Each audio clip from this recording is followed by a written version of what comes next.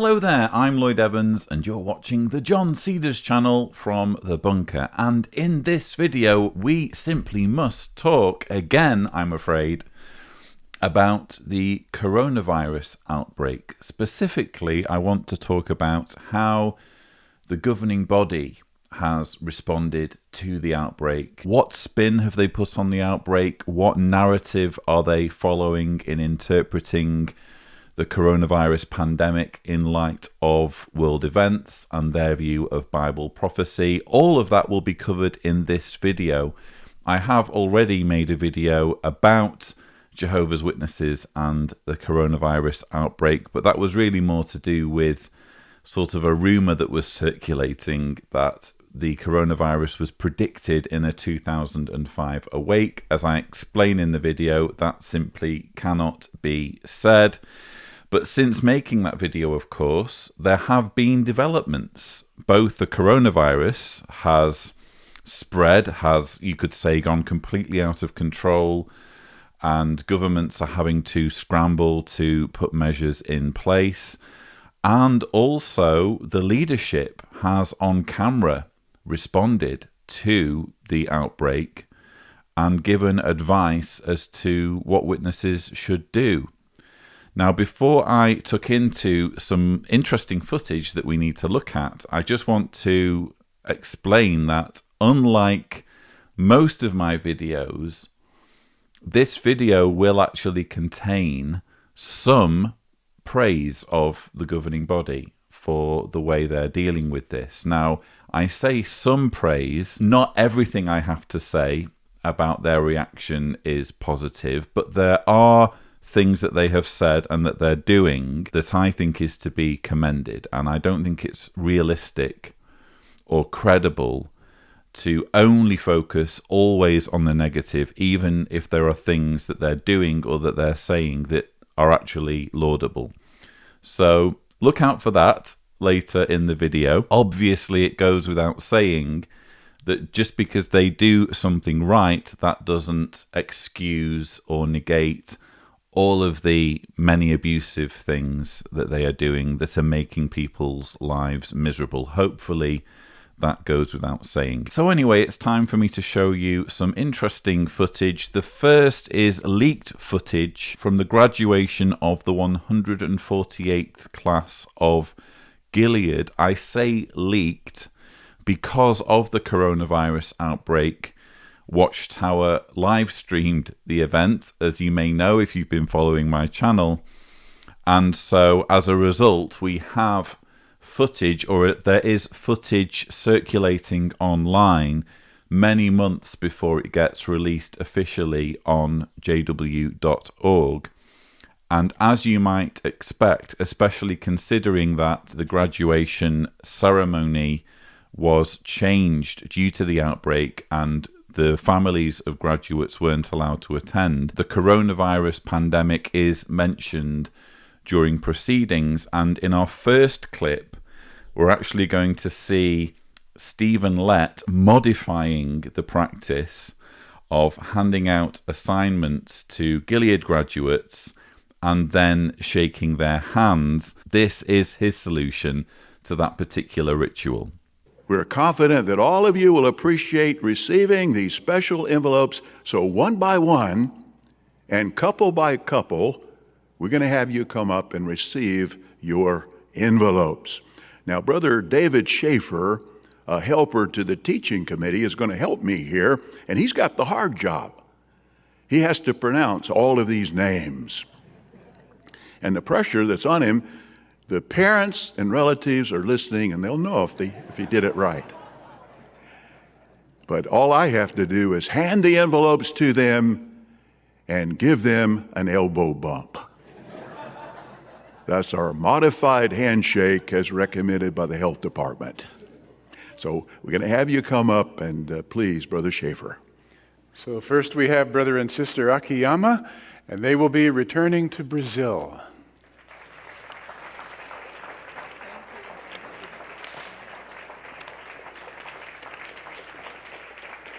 And next we have Brother and Sister Arthur, and they will be returning to Ghana.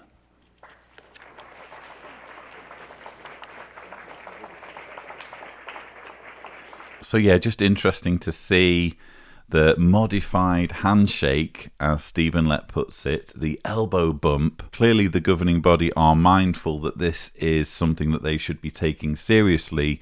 First of all, because they stopped the Gilead graduates' families from attending, and secondly, because even when they're handing out the envelopes, they're doing this rather funny, well, I say funny, it's funny to look at, but I suppose it is a serious piece of advice from the Department of Health. There is a bit of an elephant in the room here, though, because why is Stephen Lett, or why are the governing body accepting the advice of the Department of Health in this area, but putting the health of Jehovah's Witnesses at risk when it comes to manipulating them into refusing blood transfusions? I'm pretty sure the Department of Health would have something to say about that if asked. There's also the obvious issue of selectively taking advice from Satan's system of things or Caesar's government officials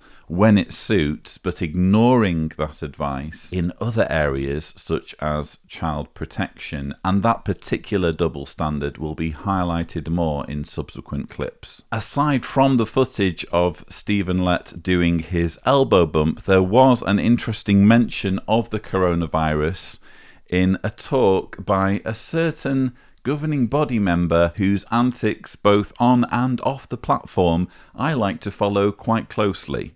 We could spend considerable time just talking about endurance. It's absolutely essential. Some of the things you've endured already in your dedicated life, and as told the brothers in the coordinators committee office, when we're facing these disasters and all these things, and I've been telling them for some time now, cheer up, it's going to get worse. And so we keep a sense of humor with it, but that's a fact. What we're experiencing right now in this global pandemic, I was telling the branch class yesterday, it doesn't bother me. We've been waiting for this. We knew things like this were going to happen. Christ Jesus has prepared us. Where's the shock? Now you got to think, and Jehovah directs us with how to deal with these things, but we endure. And that's why Jesus, you remember this in Matthew 24, and then we'll come back here. Matthew chapter 24. And we've been so well equipped. It's all here so we can be a success. Verse 13, Matthew 24. But the one who has endured to the end, not who showed some endurance. No. The one who has endured to the end will be saved. So that's what we beg Jehovah, help us. It's part of the blueprint. We're going to endure to the end. Now, arguably, Tony Morris is only putting into words the way lots of Jehovah's Witnesses feel when they're observing this pandemic. Bear in mind that the religion craves Armageddon as a solution to mankind's problems. They take a very fundamentalist approach to applying Bible prophecy, and in particular they focus on certain wording in Matthew 24 as evidence that when Armageddon is imminent, there will be pestilences and diseases, and that these form part of the sign that we're living in the last days. So it's no surprise to me that Tony Morris and other rank and file Jehovah's Witnesses will be almost rubbing their hands at what's going on globally. And we saw something similar happen, which I think is very telling if you think about it.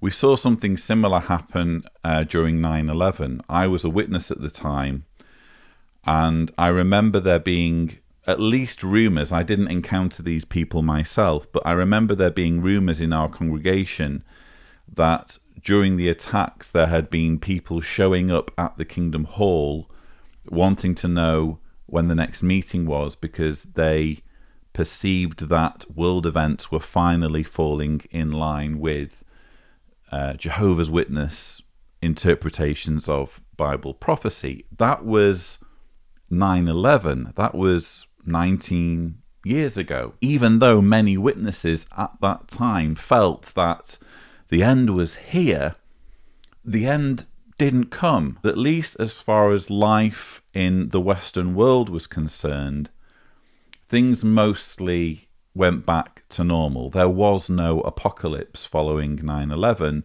19 years later, the coronavirus feels similar to how 9/11 felt, in that everyone is mindful of it. It's impacting on everyone's behavior almost.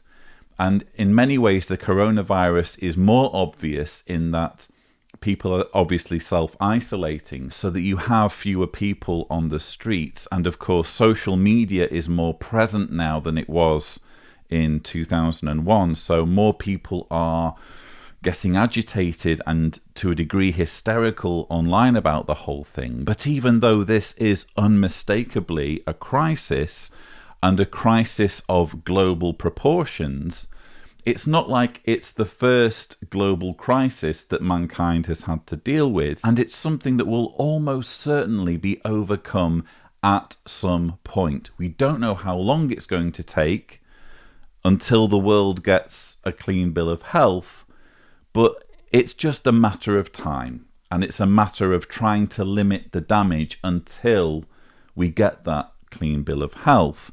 But that's not the way witnesses are trained to interpret these events. They are trained to interpret them through a doomsday apocalyptic lens, and that's what we see evidence of in Tony Morris's words there. But whereas it's entirely predictable that Jehovah's Witnesses would react this way to calamitous world events, you could argue that there is a need for sensitivity when you're dealing with something that is literally claiming lives. And when I watch Tony Morris's words there, I don't see sensitivity. I see someone who is saying, it doesn't bother me. I was telling the branch class yesterday, it doesn't bother me. We've been waiting for this. We've been expecting this. What's the surprise? What's the shock? Just get on with it, because things are going to get worse.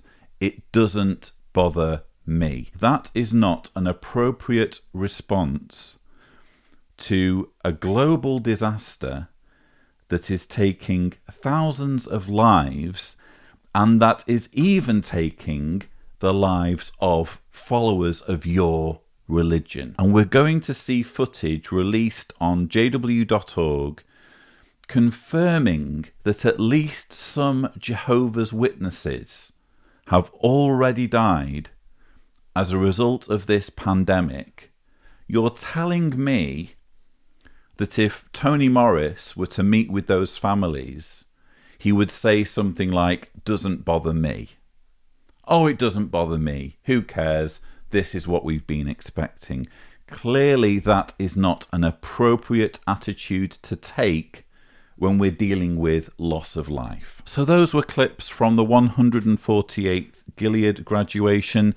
We're now going to move on to a video that was released on jw.org literally in the last day or so, with some very interesting, how can I put it, some interesting words spoken by governing body member Brother Stephen Lett on behalf of the rest of the governing body. So if we're looking for like an official response from the governing body to the coronavirus outbreak, this is surely it. So let's see what Stephen Lett has to say. Just a few months ago, most of us had probably never even heard the word coronavirus. Now the words coronavirus and COVID-19 have become an all too familiar part of our vocabulary. With the world facing this pandemic, everyday life for many of us has been disrupted in ways we might never have imagined. And sad to say, in just a short time, this disease has taken the lives of thousands. We know you are concerned about the well-being of our brothers and sisters, especially those living in lands most directly affected by COVID-19.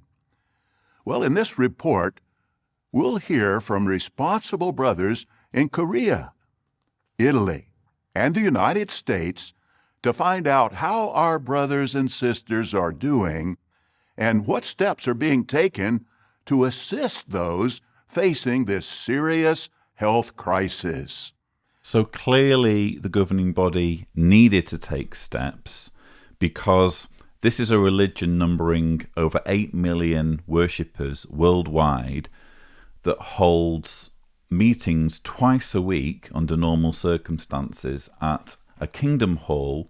So worshippers are brought together. Typically a congregation will number maybe 100 publishers. So you can imagine 100 people all coming together into what is usually a windowless building and mingling together for just short of 2 hours. It's not an ideal environment if you're thinking of limiting people's exposure to the coronavirus. So what's of most interest really in this video is finding out how the organization intends to adapt to this disease outbreak. Stephen Lett is going to be providing us with some information along those lines. He's also going to be speaking to senior figures from branches around the world, notably South Korea, Italy, and the United States. But first of all, like Tony Morris, he is going to put a prophetic spin on things and explain to witnesses why the coronavirus outbreak is something they should have been expecting. The spread of this disease is distressing, to be sure. But we're really not surprised to see the world in the grip of such pestilence, are we? Jesus made it clear at Luke 21:11 that pestilence would be part of the sign of the last days. And in Revelation chapter 6, the ride of the fourth horseman includes mention of deadly plague. So the events unfolding around us are making clearer than ever that we're living in the final part of the last days, undoubtedly the final part of the last days, shortly before the last day of the last days. So, as I've already said, if you follow me on Twitter, I don't think this clip is going to age well. In a way, you could say that Stephen Lett has completely taken the bait on this. And I'm actually quite thankful that he is getting so excited about the coronavirus, because I view these few seconds of footage as like a fine wine that we can just bottle up and store somewhere and let it age over a few years or decades. And then at some future point, we can take it off the shelf, we can pour ourselves a glass, and we can enjoy some vintage, cultish doomsday nonsense from 2020. Honestly, that's how I view this. Thank you, Stephen Lett, for getting so overexcited that you are leaping on a disaster that is claiming lives and capitalizing on it as an opportunity to induce fear. That's what he's doing. I said at the beginning, there are going to be things that I can praise, but by the same token, there are certainly things to condemn about Watchtower's attitude. First of all, the double standard of recognizing the seriousness of the situation while at the same time saying, quote, "it doesn't bother me." And second of all, using this, exploiting this pandemic as a reason to frighten and terrify people into serving you, into serving the governing body. That's what Stephen Lett is doing here.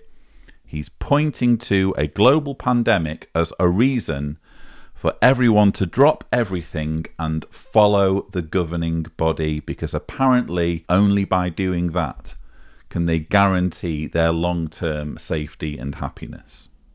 While the situation is serious, as Jehovah's people, we do not need to panic.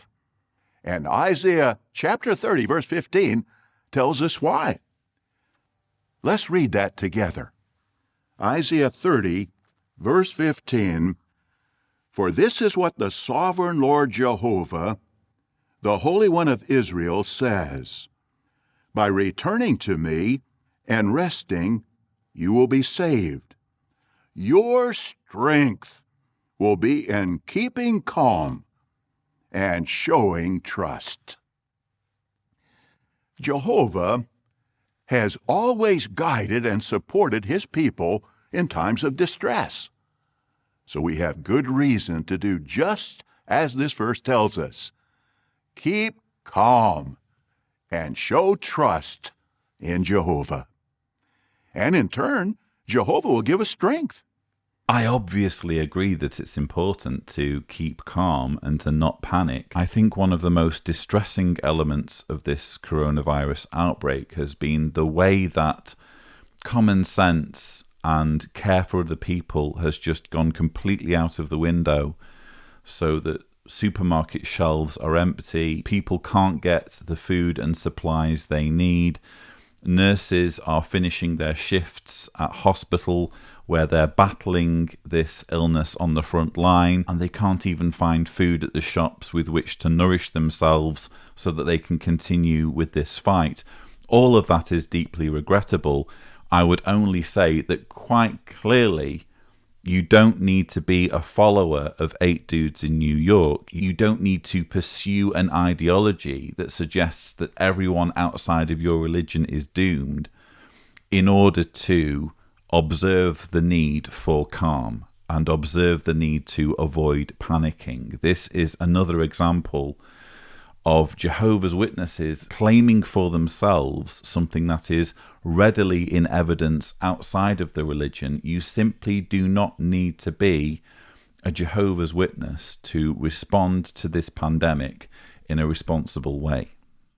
As we'll see in these reports from around the world, Jehovah has given us Bible principles to help his people make wise decisions, even in very difficult circumstances. Let's begin by speaking with Brother Reno Kesk, who serves in Korea. Thank you, Reno, for joining us. You're welcome. It's a privilege. But we asked Brother Kesk, how are the brothers in Korea doing right now? Although there is fear throughout the country, our brothers are in good spirits, and they really are endeavoring to apply the good counsel at Isaiah chapter 26 and verse 3 by fully leaning on Jehovah and by trusting in him. That's very good to hear. How has the coronavirus pandemic affected the congregation meetings and field ministry in your branch territory? Well, we've had to stop holding meetings at the Kingdom Halls and also stop public witnessing. At first, the brothers were a little bit confused when this happened because of the suddenness of everything. But once they were informed about the reasons for the steps that had to be taken, and also when they understood the need to apply Romans 13:1 to cooperate with the superior authorities or the government officials, they understood immediately and started to put into practice the recommendations and the suggestions that were given. And they were so thankful for these good suggestions, recommendations from the organization.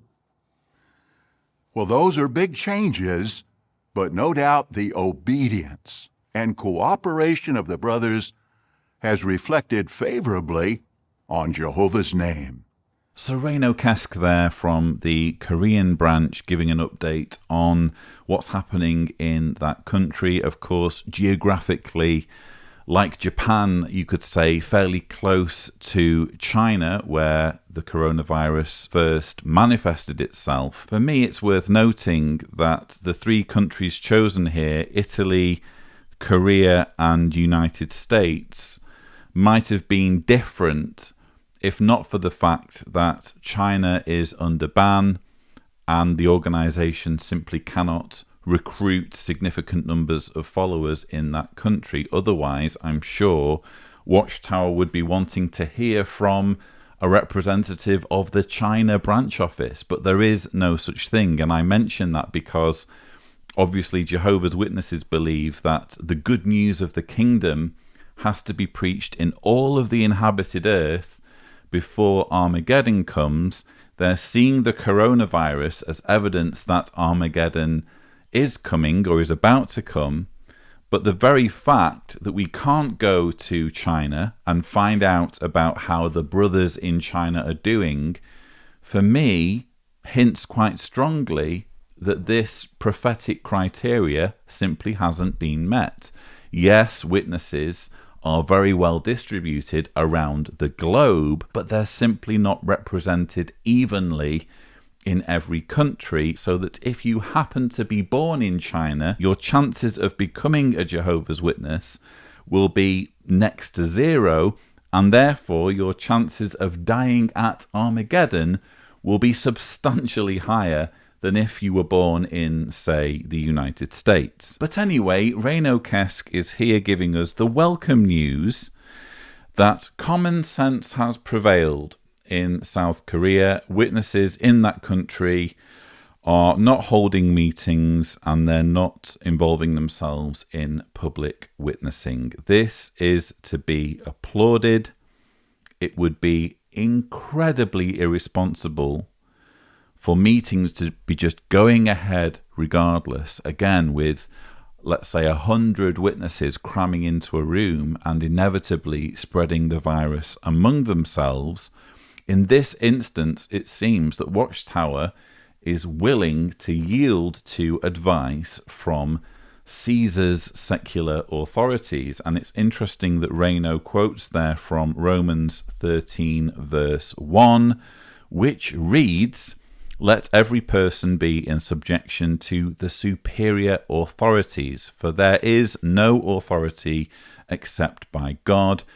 The existing authorities stand placed in their relative positions by God." Again, it's good that Jehovah's Witnesses are observing the stipulations of the secular authorities when it comes to managing this pandemic. It just would be nice if they could take exactly the same approach when it comes to child protection.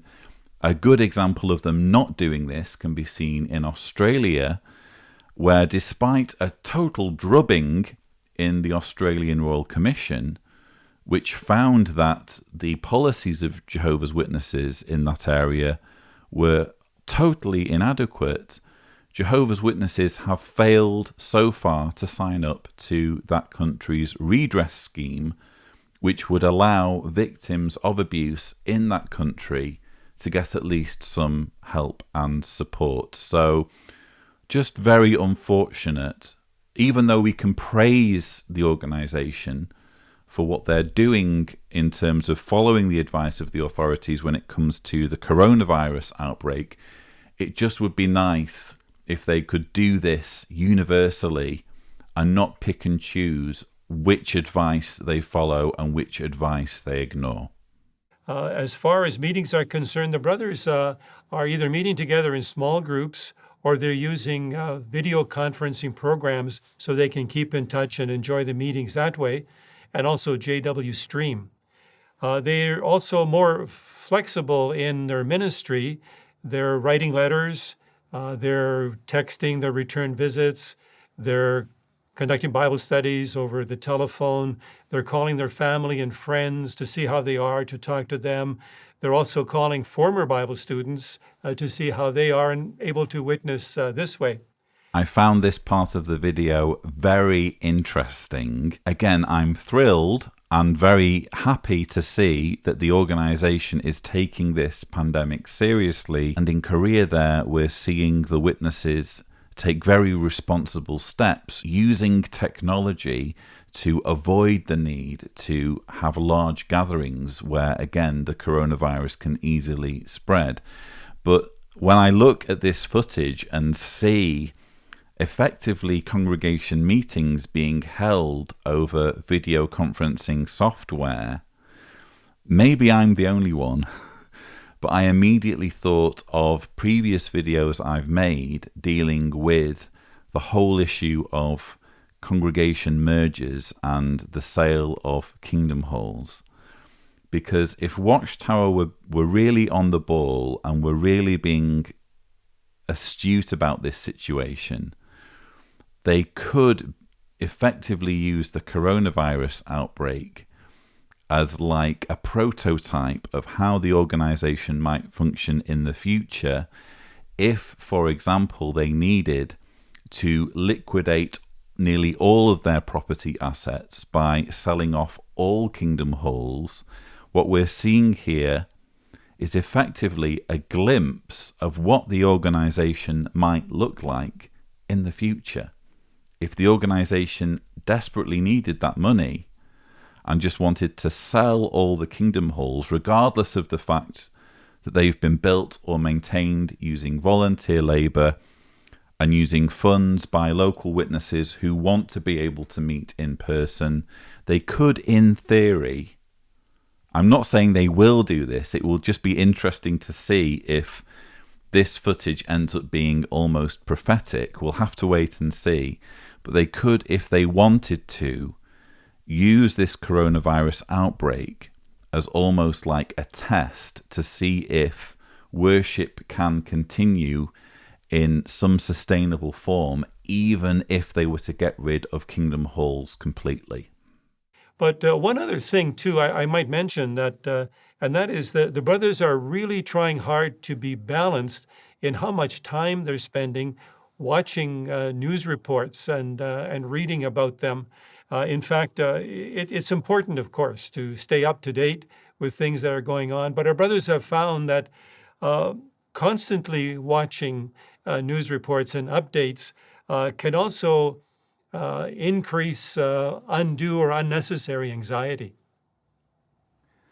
For a certainty, we can imitate the faith of our brothers in Korea and their determination to maintain good spiritual routines during this time.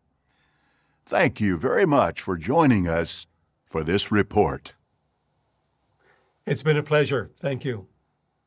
So that was a bit awkward. Reno there giving a short speech about the perils of staying glued to the news, and Stephen Lett, I mean, the whole thing is so wooden and fake and artificial. You almost wonder whether Reno has been interviewed by someone else entirely, and Reno's just pretending to be speaking to Stephen Lett. And Stephen Lett's literally just reading off a script to make it look like he's the one conducting the interview. I'm not saying that's how it's being done. I'm just saying that when the interview is that unnatural and lacks so much spontaneity and naturalness, I don't know, anything's possible, I suppose. But Reno there suggesting that following the news too much could be disadvantageous to Jehovah's Witnesses because it could lead them to be too fearful. Again, Stephen Lett not really having anything to say on that point. But I'm not so sure that's responsible advice to be handing out. I mean, sure, if you suffer from anxiety, then maybe there's an argument to be made for having a friend or relative monitoring the news and just letting you know if there's something that you should be aware of. But for the most part, when you have a fast-moving situation like a pandemic, where advice might change from one day to the next, there's a lot to be said for keeping a close eye on the news, and I can't help but wonder whether some of the motivation behind this is just a general institutional distrust of the media, particularly when it comes to unfavorable reports about the witnesses on the news or in programs like The Witnesses and Leah Remini's Aftermath. I can't help but wonder whether this is more to do with Watchtower's sort of distrust and animosity towards the media in general. It's not really great advice to be telling witnesses to, limit their consumption of the news at a time like this. But sure, I suppose to some extent, if you do suffer from anxiety, there are things that you can do to limit your exposure to material that might worsen your condition and make you overly anxious. Now we'll go to Italy with Brother Greg Chichu. Thank you for being here, Greg. I'm glad to be here, Brother Led. Thank you. We know our brothers in Italy are facing many of the same challenges as our brothers in Korea, and in recent weeks have had to face some especially difficult conditions, including a nationwide lockdown. Can you please tell us how our brothers are doing in Italy? Well, some of our brothers have contracted COVID-19, and tragically, as of March 16th, 6 of them have died. The vast majority of our brothers are fine. We're praying for all of them, and especially those who lost dear loved ones in death. We're very glad to hear that most of the brothers are doing well, but our hearts go out to those who have lost their loved ones. And my heart goes out as well to those who have lost loved ones.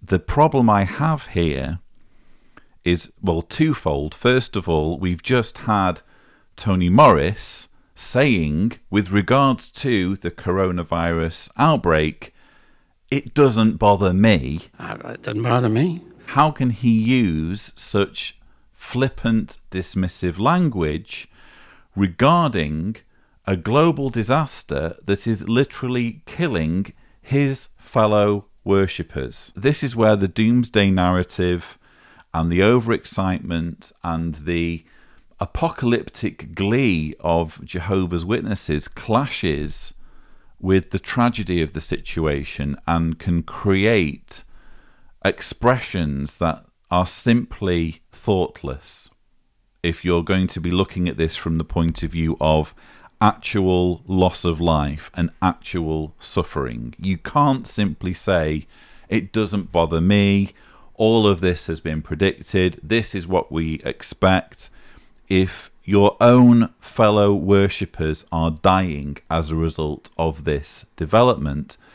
And this brings me to the second issue that I have with this, namely that why is Stephen Lett only concerned about fellow worshippers? Why should it just be about whether people in your own religion are suffering or dying?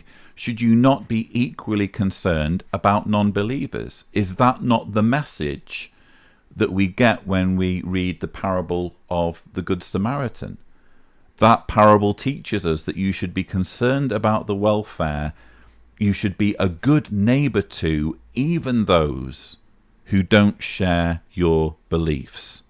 So where is the expression of concern, of mourning for non-believers who have lost their lives? I would argue that the reason there is such indifference is because it contradicts with the Armageddon narrative. How could Stephen Lett express concern for the hundreds or thousands of Italians who aren't Jehovah's Witnesses who are dying, when these people are supposed to die anyway if Armageddon were to come tomorrow? So that's the problem we have. It just smacks of small-mindedness and self-interest to be focusing purely on what your own community is doing and how your own community is suffering, but it all kind of makes sense when you factor in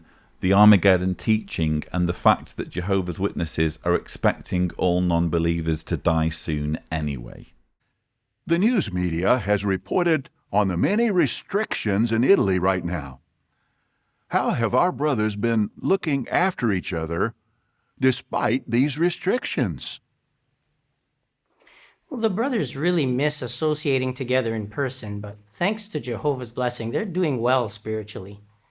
As Jesus said in John 13:34 and 35, that love for one another would identify his true disciples. Well, we're seeing this love in action here. True, government restrictions prevent us from leaving home freely, but the brothers regularly keep in touch by phone or other electronic means. The result is that many are reporting that through this situation, it's actually drawing our brothers closer together. That's very encouraging news. Please tell us what the elders are doing to shepherd the brothers. In addition to providing for physical needs where possible, the elders are video conferencing with individuals and entire field service groups to share scriptural encouragement. So no one feels isolated. Each one receives emotional and spiritual support. Many are expressing a renewed appreciation for their dear shepherds. For example, one sister wrote, "I feel protected, like when a hen gathers her chicks to protect them from a predator." Another brother said, "I feel Jehovah's love through my elders." Just as Isaiah 32 verse 2 says, our elders are really proving to be a hiding place from the wind and a place of concealment from the rainstorm. How very encouraging. We're excited to hear how Jehovah is getting you brothers through this difficult time. Our prayers will continue to be with you. Thank you very much, Brother Lett. So this is very much along the lines of what we normally expect to see when there is a disaster and Jehovah's organization leaps into action. It's not really to help in any real practical sense. It's more to keep continuity of worship. So there's always a focus on, for example, getting the Kingdom Hall fixed so that people can continue with their spiritual routine. And there's also a great emphasis on assisting people spiritually.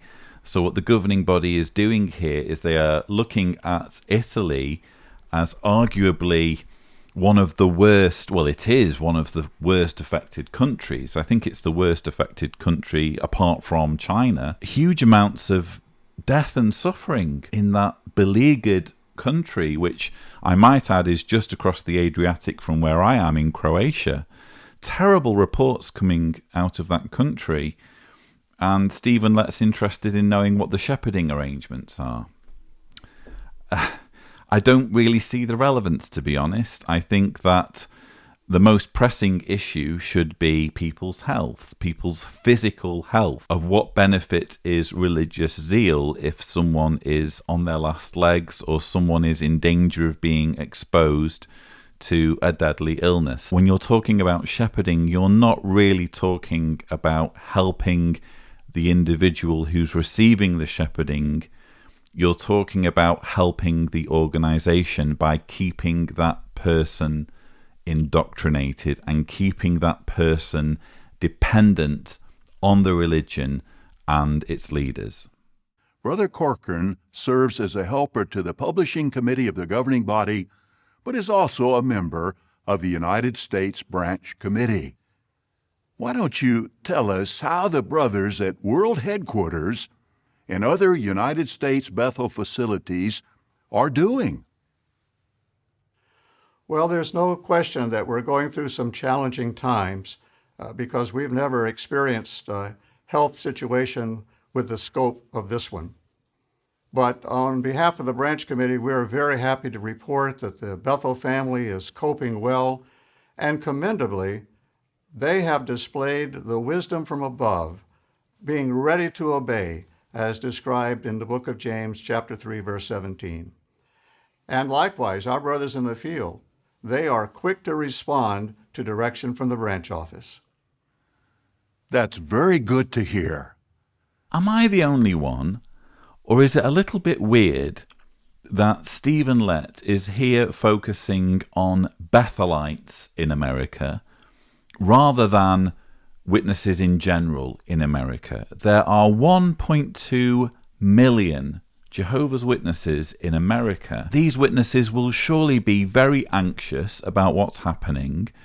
They'll want to know how their fellow brothers and sisters in other congregations and other parts of the country are doing. But Stephen Lett seems to think that what everyone will be most concerned about is the welfare of a Bethel family that's already, you could argue, socially isolated from the outside world. This is a commune or several communes where Bethelites don't need to go into work or don't need to go into town necessarily. Why should we be so concerned about a tiny demographic of Jehovah's Witnesses that are already in a fairly favourable situation when it comes to the likelihood of them contracting the coronavirus? I just find it fascinating. It's almost like Jehovah's Witnesses are this colony of insects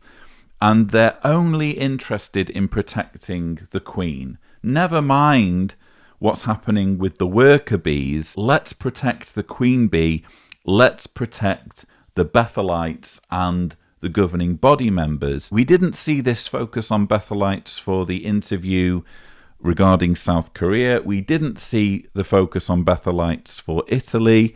The concern was what's happening with brothers on the ground, what's happening with, you could say, the rank and file.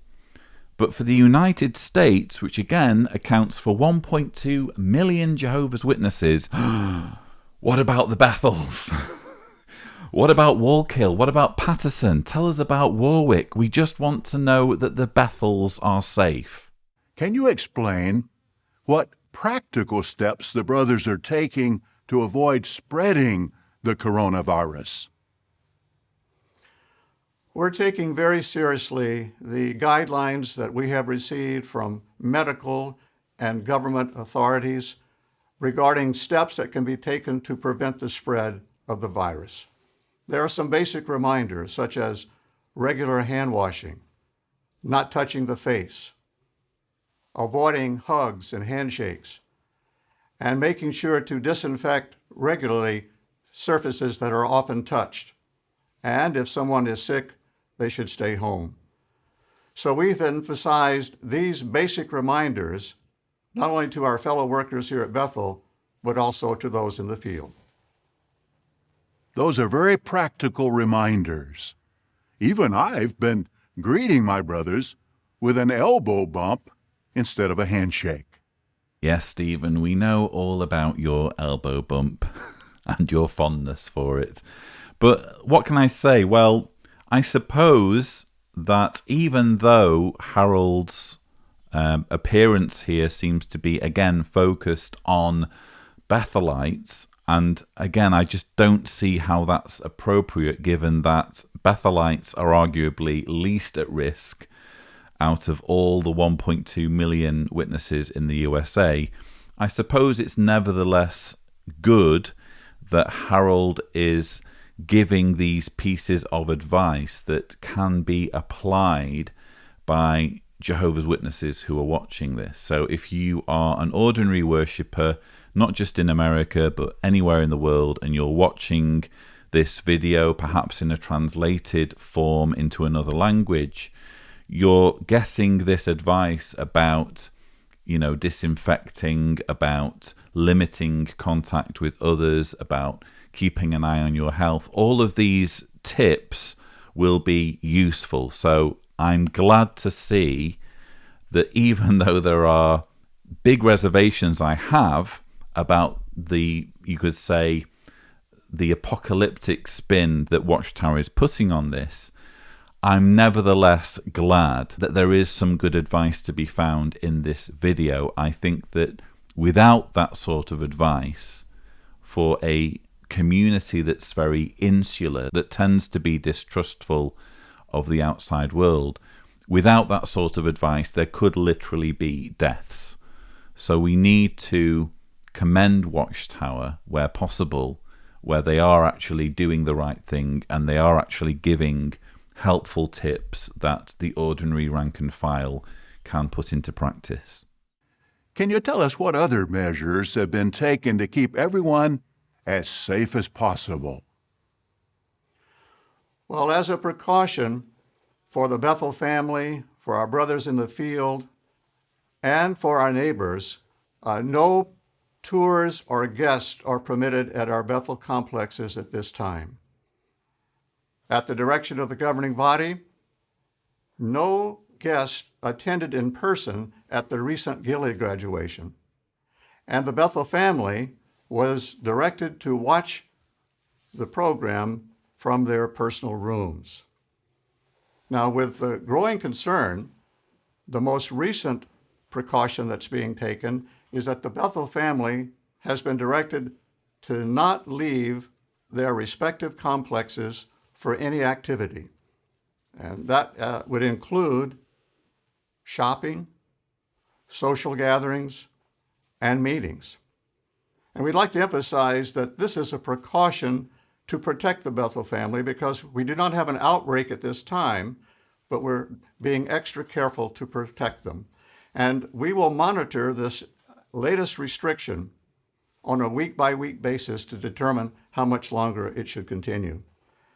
Now, as far as the field is concerned, we have directed that all large theocratic events throughout the U.S. branch territory should be canceled until May 17th. I'm really glad to hear that large events have been cancelled until May 17th. I think that's clearly a prudent measure.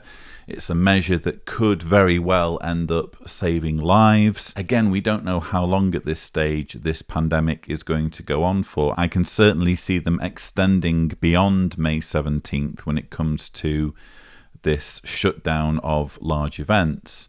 But it's nevertheless a prudent measure when you have large gatherings where people are mingling in close proximity.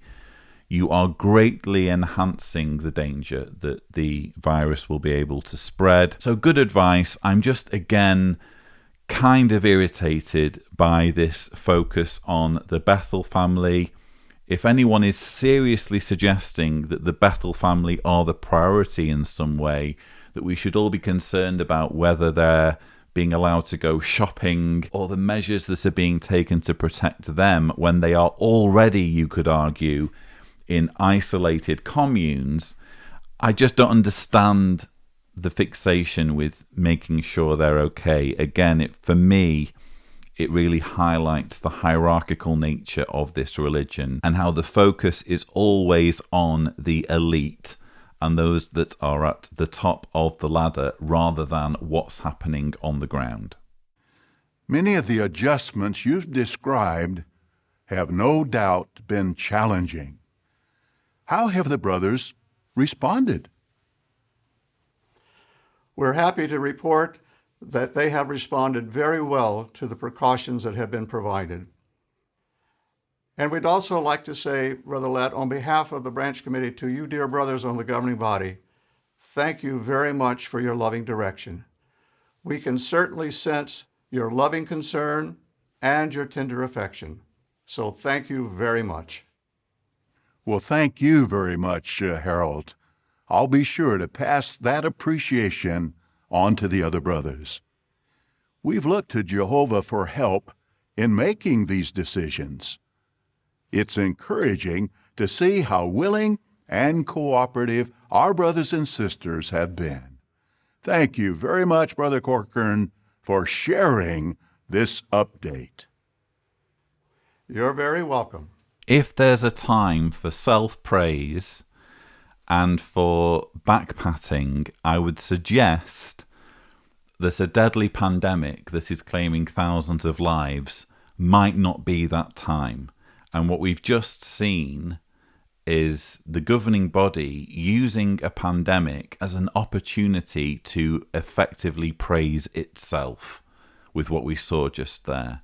Harold Corkin, saying, "Oh, well, if I might just say, Brother Let, we're just so amazed at what the governing body have been doing and saying, and oh, wow, thank you so much for being so amazing." And Stephen Lett's effectively saying, well, yes, you're right, we are amazing, and we're just glad that you're doing everything that we're telling you to do, so please continue along those lines. That's more or less what we've seen here. It's really quite embarrassing. Again, even though I'm trying to find ways of praising the organization, and there are some things that I can say good things about, for every good thing that I can find, I'm also finding examples of, again, the organization capitalizing on a tragedy to make itself look good and to emphasize its greatness and authority.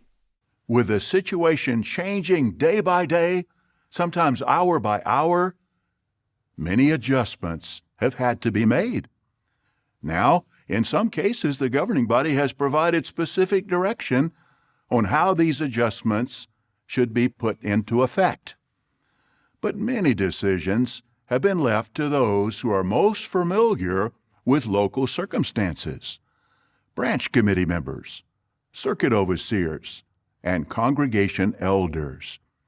To you, faithful, Spirit-appointed men serving in these capacities, we'd like to say this: we trust you, and we are confident that you'll prayerfully evaluate the facts and local circumstances and follow the direction of the superior authorities. And we know that you'll do all within your power to stay in touch with the congregations. You will do so on a regular basis by phone or video conference as necessary. We're also confident that Jehovah's Spirit will guide you and give you the mature judgment needed at this time to apply Bible principles properly and to provide clear direction. As for the rest of us, whether the direction we receive comes from the governing body, the branch, our circuit overseer, or the elders, we want to follow that direction closely. It can serve as a protection now. And really, if we think about it, it's good practice as we head into even more turbulent times ahead. Yes, it's good practice for the Great Tribulation, isn't it? All of this chaos, all of this disaster, all of this terror, all good training for what's about to come. Again, just when you're stretching to try and find things that you can say that are positive, it has to be ruined. In that case, Stephen Lett is telling elders, look, do what the superior authorities are telling you to do. Obviously, again, that's a huge double standard when it comes to the fact that the organization is ignoring the superior authorities when it comes to child protection. Nonetheless, we have a pandemic, we have a situation in which decisions can literally lead to lives being lost or lives being saved. It's the responsible thing to do to be instructing elders and those on the ground to heed what the government is saying. The government are in a position where they can bring in experts, they can listen to, for example, the World Health Organization and make changes accordingly. Those changes won't make any difference whatsoever to Jehovah's Witnesses if Jehovah's Witnesses are acting as though they know better, or they're acting as though this is Satan's system of things and we'll have our own rules. Thank you. I am hugely relieved to know that that is not the attitude that's being taken. It's just a shame that everything has to have this doomsday apocalyptic spin. Leave that for when there isn't a pandemic. If you're really serious that the world is ending, why leap on tragedy to make your point? Shouldn't your point be able to stand on its own merits? If your argumentation and your reasoning is sound, shouldn't it make total sense even when there isn't tragedy? If you are relying on tragedy to get your message across, that speaks volumes about the credibility of your argument. Before we conclude, we'd like to share a few thoughts about the upcoming memorial of the death of Jesus Christ on April 7th. There's no virus, no pandemic in the world that can dampen our appreciation for what Jehovah and Jesus have done for us, or weaken our determination to observe the Lord's evening meal. Our gathering to commemorate that important event is more than a tradition. It's a command, recorded at Luke 22, verse 19. Let's read that together. Luke 22, verse 19. Also he, Jesus, took a loaf, gave thanks, broke it, and gave it to them, saying, "This means my body, which is to be given in your behalf. Keep doing this in remembrance of me." So will we keep doing this in remembrance of Jesus as he commanded? Absolutely. But how we do so may vary depending on our local circumstances. If it's possible in your area, we encourage you to meet with your congregation. You can be sure that the elders will take practical measures for the benefit of all those attending. Of course, in some areas, local circumstances created by COVID-19 may prevent you from meeting as a congregation. In that case, you may receive direction from your elders to meet in smaller groups, to use video conferencing like Skype or Zoom, or if none of those options are possible, to watch the program on jw.org. So it's at this point in the video where I need to do something that I rarely get to do on this channel. I need to praise the organization for their response to a global pandemic. And let me just repeat that my words here in no way exonerate the organization for all of the heartache and misery and abuse that these leaders, that Stephen Lett and his colleagues are responsible for. It's just that I wouldn't be doing my job fairly if I only ever talked about the negative and never talked about the positives. And what we have here is a huge positive. I should just mention that I am approaching this as well, not just as, you could say, a commenter on Jehovah's Witnesses. I'm approaching this as someone whose in-laws are believing Jehovah's Witnesses. My wife's parents, who live in the same building as us, are believing Jehovah's Witnesses, and you could say that they are, due to their age and due to their personal circumstances, at incredibly high risk. So they are advancing in age, they have underlying health problems, and also they tend to take a very relaxed attitude to global disasters, including diseases and pandemics. So you could say that they are incredibly at risk when it comes to something like the coronavirus. So we were very anxious about what measures would be put in place locally for my wife's parents. And I am delighted to report that meetings at the local Kingdom Hall have been suspended. They actually watch the meetings, I think, broadcast from the Bethel in Zagreb, so they get to watch their meetings via video link from home. And when it comes to the memorial, rather than going to the Kingdom Hall to observe the memorial, they will be observing it in a smaller local group. Ideally, I suppose I would prefer if there were no local groups and if it could all just be done purely from self-isolation, but at least by having it in smaller groups, the opportunity for the spread of this contagion is greatly limited. Again, this is the sort of advice that will save lives.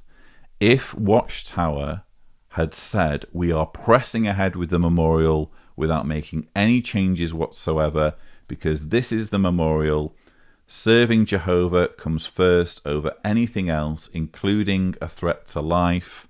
We need to show our loyalty to Jehovah. We need to stand still and see Jehovah's salvation. Jehovah will not cause a single Jehovah's Witness to drop dead as a result of this pandemic if we faithfully observe his command, and his command is to observe the memorial. If they had gone ahead with that sort of rhetoric, which they could conceivably have done, and which would not have been out of place for this organization when you think of the approach they take to blood transfusions, it's perfectly conceivable that that could have been the approach that they would have taken to the coronavirus, but they didn't.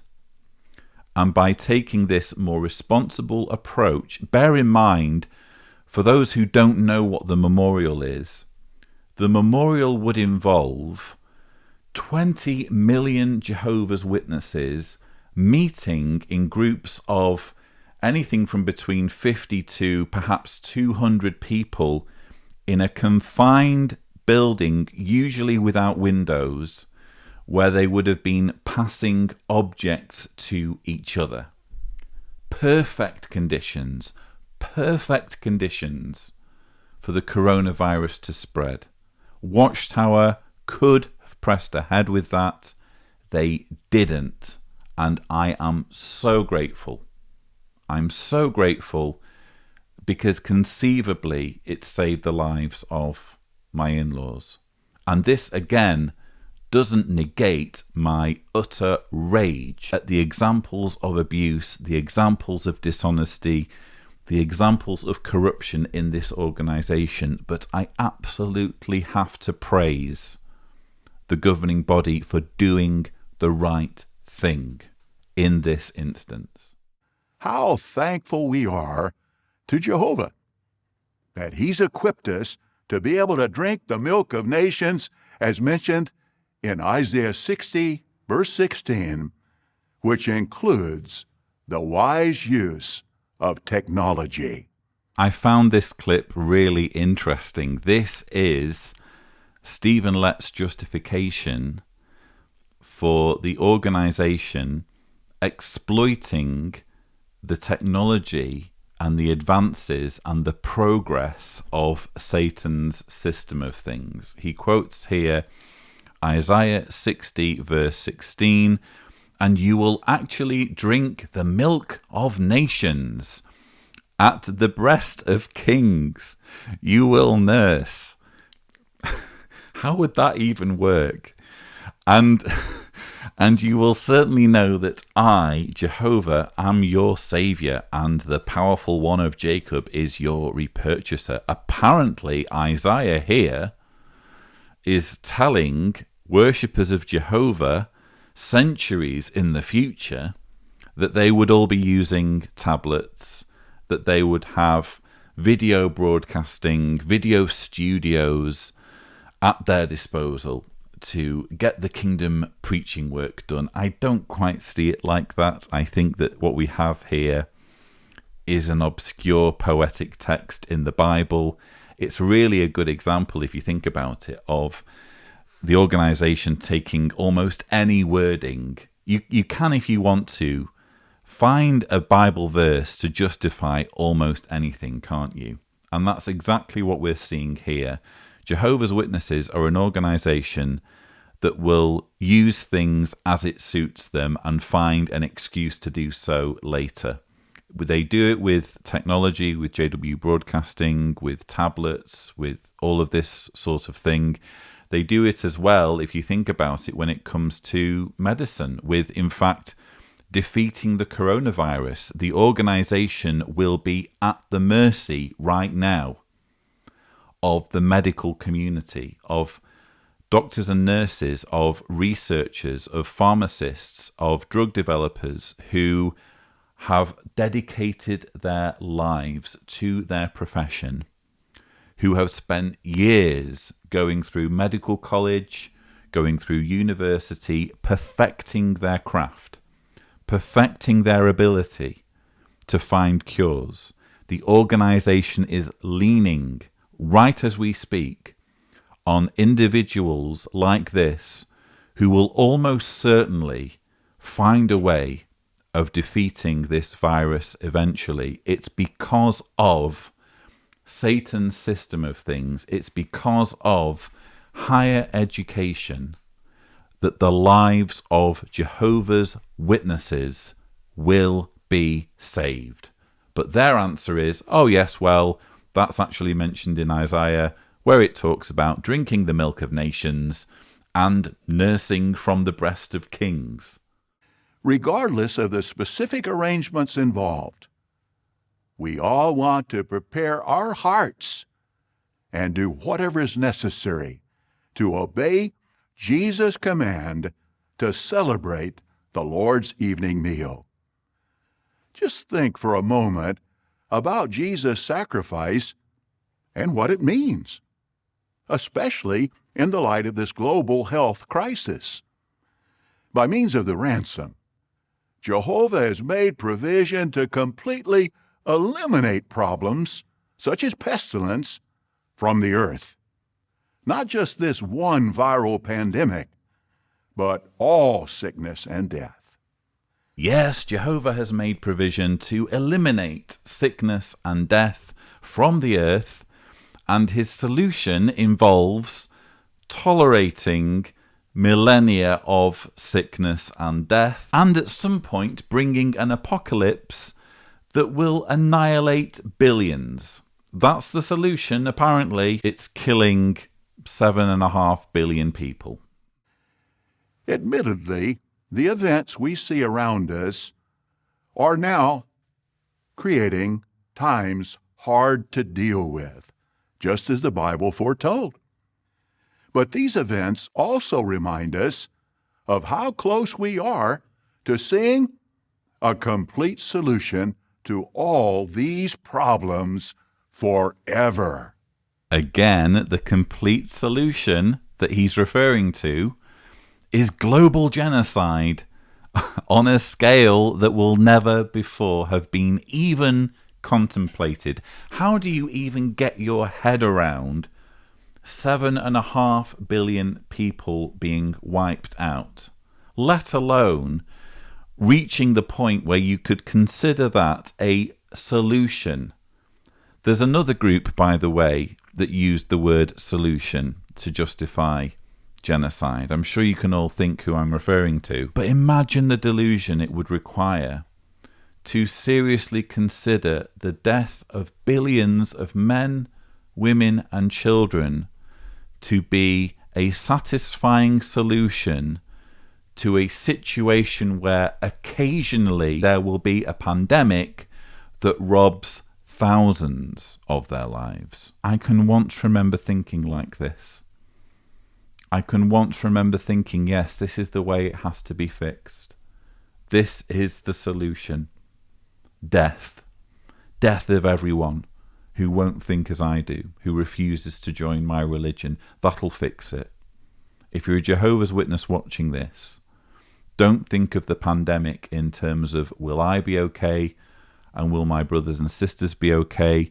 Think of the pandemic as an opportunity to glimpse at what your religion wants to happen. Your religion is craving a situation where billions are not just at risk of a disease that will kill a tiny percentage of the Earth's population, but where humanity faces virtual extinction, save for just a few million who will follow the authority and the whims and the commands of people like Stephen Lett. We want you to know that the governing body loves you deeply and will keep you in our prayers. our brothers in the United States, Italy, and Korea send their warm love and greetings. This is JW Broadcasting from the world headquarters of Jehovah's Witnesses. Well, I, for one, thoroughly appreciate the fact that Stephen Lett loves me deeply, and it was lovely to see there the smiling, waving faces from witnesses around the world, including a few who didn't seem to want to appear on camera for whatever reason, but there we go. What's the takeaway from this? I suppose the takeaway is that, first of all, it's a shame that there is such a double standard in the way the organisation suddenly values the direction from superior authorities when it comes to how to deal with a pandemic, but they refuse to listen to the advice of the superior authorities and the recommendations of the superior authorities when it comes to child protection. In Australia, they refuse to implement a redress scheme for survivors of abuse. And in the Netherlands, when the government arranged for an independent investigation into abuse among Jehovah's Witnesses, the organisation responded by trying to stop the report from being published.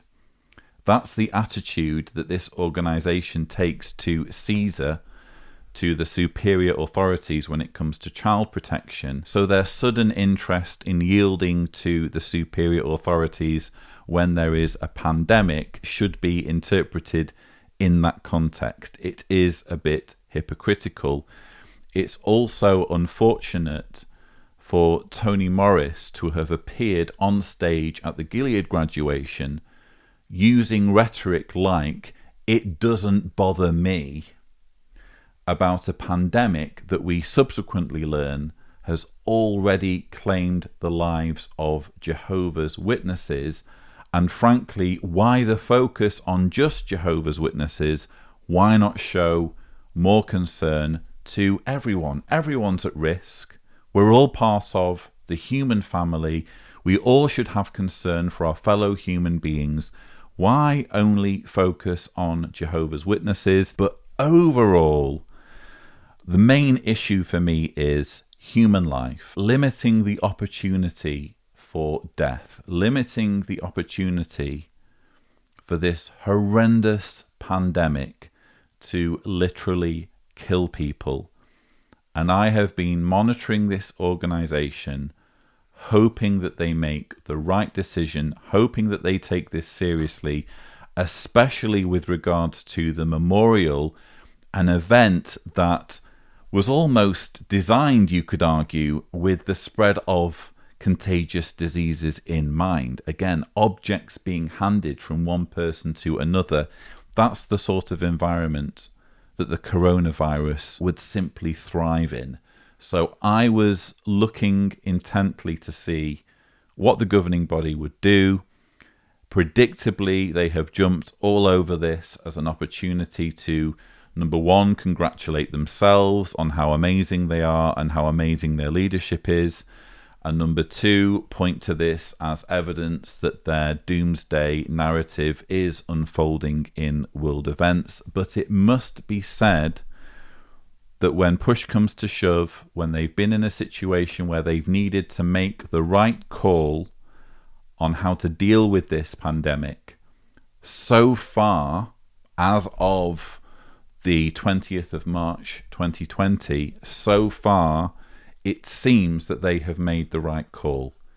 They have put in place arrangements that I can see on the ground here in Croatia, whereby witnesses will be limiting their exposure to this virus, and they have identified that the memorial arrangements need to change, that witnesses need to be able to observe the memorial either in self-isolation or in very small groups. I'm just really happy that that's happening. Again, it doesn't excuse the organisation for all of the many other areas in which they are getting it wrong. They are inflicting misery on people. They are even, in the case of blood transfusions, killing people due to their delusion and due to their arrogance, but let's at least recognize that this situation could conceivably have been much, much worse. That's something that I am personally very grateful to observe, that they have done the right thing in limiting the extent to which witnesses could come into contact with this virus. So those were my thoughts on the governing body's response to the coronavirus outbreak. I hope you have found my thoughts interesting. Don't forget to subscribe to the John Cedars channel for more such videos. Please, all of you, stay healthy, stay in isolation to the extent possible, and as always, thank you for watching.